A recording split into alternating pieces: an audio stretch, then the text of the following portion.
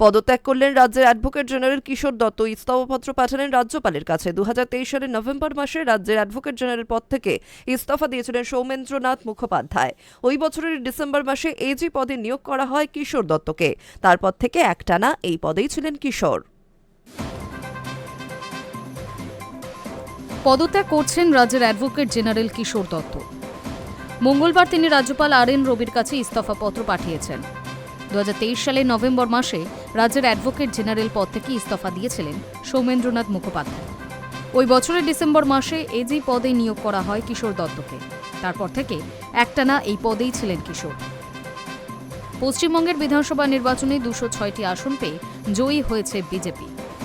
81টি আসন গিয়েছে তৃণমূলের ঝুলিতে।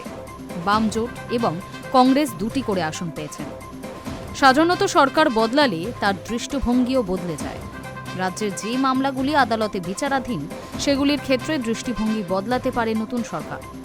তাছাড়া নতুন সরকারের নতুন নীতি থাকে, তা মেনে কাজ করতে হয় অ্যাডভোকেট জেনারেলকে।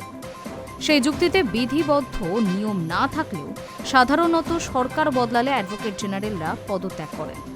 অ্যাডভোকেট জেনারেল কে হবে সে ব্যাপারে রাজ্য সরকার নামের সুপারিশ পাঠায় রাজভবনে। তারপর রাজ্যের সাংবিধানিক প্রধান হিসেবে রাজ্যপাল তাকে নিয়োগ করেন। Hi news network.